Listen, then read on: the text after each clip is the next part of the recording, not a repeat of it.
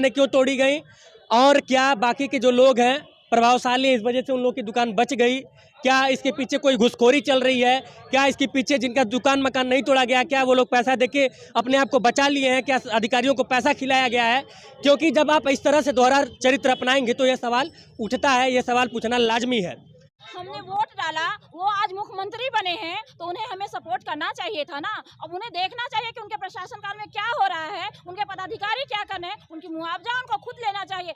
एक बार वो आम पब्लिक बन जाए माननीय मुख्यमंत्री जी, और आम पब्लिक बनकर पीड़ा देखें कि कितनी पीड़ा होती है आम पब्लिक को, खुद समझ में आ जाएगा। लेकिन वो मुख्यमंत्री बने हैं तो उनको पीड़ा शायद समझ में ना आ रहा हो। हम लोग भी पूर्ण तरह से बीजेपी के ही सपोर्टर थे, लेकिन किस वजह से हमें उछाड़ फेंका गया है तो मैं कैसे कहूँ कि बीजेपी बहुत हमें सपोर्ट कर रहा है। तब तक कि मेरी मांग पूरी नहीं होती है, पूरी कौड़ीराम का अतिक्रमण समाप्त किया जाए, मेरा धरना समाप्त होगा। अगर इस पे भी नहीं, मेरे भूख हड़ताल से नहीं मानते हैं तो मैं आमरण अनशन करूंगी जब तक ये पूरी कौड़ीराम नहीं, तो मैं जहाँ थी वहाँ मुझे बसाया जाए, जैसे मेरी दुकान थी वैसे ही बना कर दिया जाए।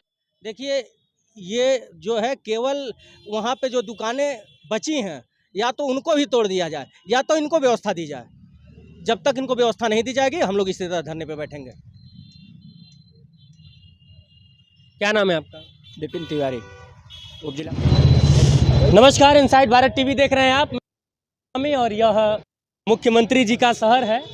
टाउन हॉल पे हम लोग इस वक्त मौजूद हैं और ये गांधी जी की मूर्ति देख रहे हैं। गांधी जी की मूर्ति का जिक्र मैं इसलिए कर रहा हूं क्योंकि यहाँ पे धरने पे कई सारे लोग बैठे हैं और जब आप इसका कारण जानेंगे कि धरने पे क्यों बैठे हैं ये लोग, और ये पहले ये आप देख सकते हैं एक फ्लैक्स यहाँ पे लगा हुआ है जिस पे लिखा हुआ है कौड़ीराम में अतिक्रमण के नाम पर गरीब दुकानदारों के शोषण के विरोध में अनिश्चितकालीन भूख हड़ताल एवं धरना प्रदर्शन। अधिकारियों ने दबंगों का ध्यान रखते हुए गरीब व्यापारियों को किया बेदखल। मुद्दे पे आ जाते हैं। कौड़ीराम में दरअसल 3-4 दुकानों को तोड़ दिया गया वहाँ से हटाने के लिए। कुछ लोगों ने यह कहा कि रोडवेज द्वारा अतिक्रमण हटाया गया है। उसके बाद एसडीएम साहब आते हैं, कहते हैं नहीं रोडवेज द्वारा नहीं, आपका जो अतिक्रमण है वो पीडब्ल्यूडी के द्वारा हटाया गया है। तमाम बातें हुई। मामला पूरा क्या है ये हम आपको बताएंगे, लेकिन पहले हम आपको यह बताना चाहते हैं अतिक्रमण हटाया गया है।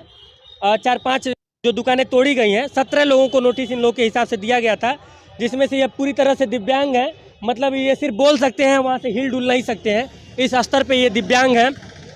पूरा मामला पहले जान लेंगे। नाम क्या है आपका? योजना दुबे।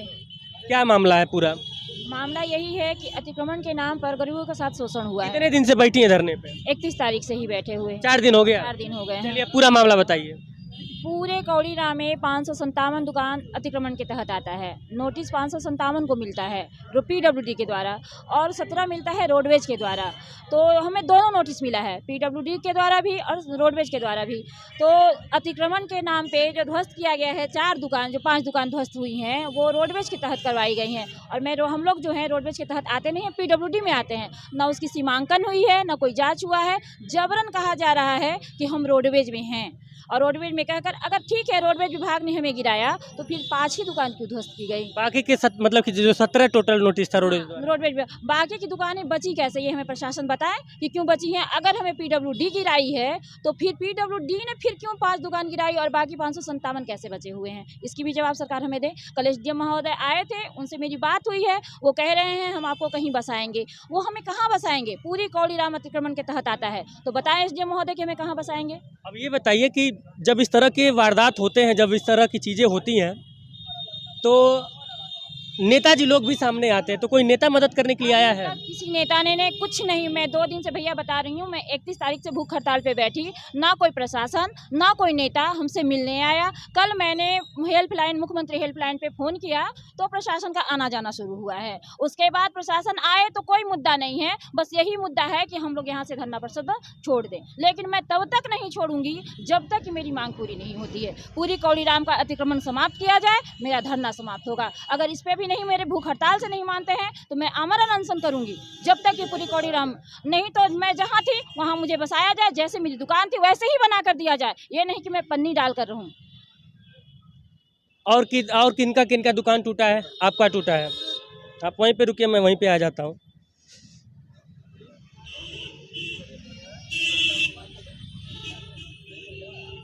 क्या नाम है आपका? जी। और आप मतलब कि आपका पूरा ये शरीर काम नहीं कर रहा है? नहीं, काम नहीं करता पूरा शरीर। बच्ची को लेकर दुकान पर बैठते थे, उसी से 4-5 मतलब बच्चे खाते हैं, जीते हैं, उसी से हम लोग पालन पोषण होता है पूरे परिवार का। कितनी बेटियां हैं आपकी? 3 बेटियां हैं, एक बाबू है जो छोटा है बहुत, अभी 10 साल का है। कोई सपोर्ट करने वाला हमारा नहीं, वही दुकान था, उसी दुकान से हम लोग का जीविका चल रहा था। आज 1 हफ्ते से हम लोग उपवास कर रहे हैं, बच्चे घर पर मर रहे हैं, हम यहाँ 3-4 रोज से हम आप धरना प्रदर्शन मतलब कि भूख हड़ताल पे बैठे हैं और बच्चे घर पे मर रहे हैं मर रहे हैं। और आपकी दुकान तोड़ दी गई। हमारी दुकान तोड़ के दी गई है, कोई सहाय नहीं है कि हम घर में और कोई कमाने वाला नहीं है? कोई नहीं कमाने वाला, कोई साथ देने वाला हमारा नहीं है। और यही समस्या है सर, हमारा जहाँ दुकान था वहीं हम लोग को दुकान बनवा कर दे दिया जाए, हम लोग आराम से जी खाए। कोई सांसद विधायक के पास आप लोग मतलब कि कोई आया नहीं आप लोगों का मदद करने, जिनको आप लोग वोट वोट करते हैं? नहीं सर, कोई नहीं, सांसद नहीं आए, न विधायक, कोई नहीं हम लोग को वहाँ आया भेंट करने के लिए, यहाँ पर कोई नहीं आया। क्या नाम है आपका? अजय कुमार सर। आपकी किस चीज़ की दुकान थी? सर मेरे जूते चप्पल की, मैं मोची का काम करता हूँ। आज 50-60 वर्षों से मेरे बाबा भी जूता बनाते थे, मेरे पिताजी भी जूता बनाते हैं और आज हम भी वहीं जूता बनाते हैं। लेकिन आप लोग की दुकान तोड़ दी गई। लेकिन मेरी दुकान सर तोड़ दी गई। सर हमारी दुकान के पीछे रोडवेज की बाउंड्री है।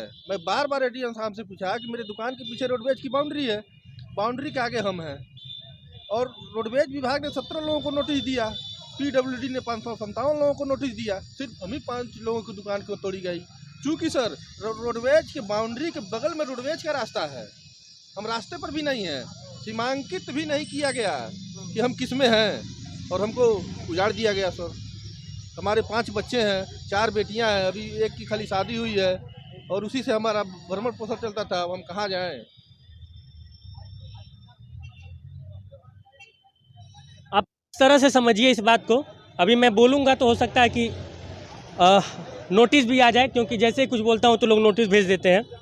लेकिन आप इस तरह से समझिए ना कि ये लोग कहाँ जाएंगे, और सरकार जो है मतलब कि बड़े बड़े दावे करती है रोज़गार देने के, रोज़गार तो दे नहीं पा रही है, लेकिन लोग रोज़गार के की वजह से अपनी रोजी रोटी चलाना चाहते हैं।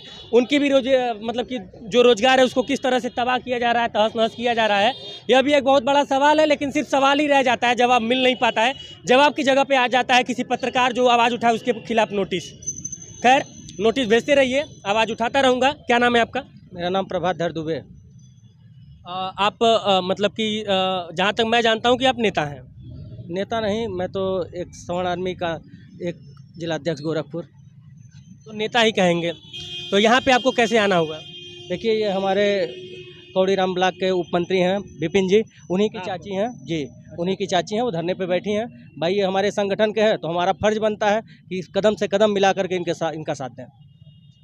तो अभी मतलब कि क्या देखिए, अब चूंकि वो बेचारे बोल नहीं सकते, मतलब सिर्फ बोल सकते हैं, हिल डुल नहीं सकते हैं, और उनके बेटे, उनका परिवार भूखा, मतलब कि 4 दिन से भूखा पड़ा। 4 दिन से क्या, जब से टूटा होगा तब से लोग भूखे सो रहे होंगे, या फिर इधर उधर से किसी तरह से व्यवस्था हो रही होगी। तो क्या कहेंगे, मतलब कि कहाँ जा रहा है ये सब? देखिए, ये जो है केवल वहाँ पे जो दुकानें बची हैं, या तो उनको भी तोड़ दिया जाए या तो इनको व्यवस्था दी जाए।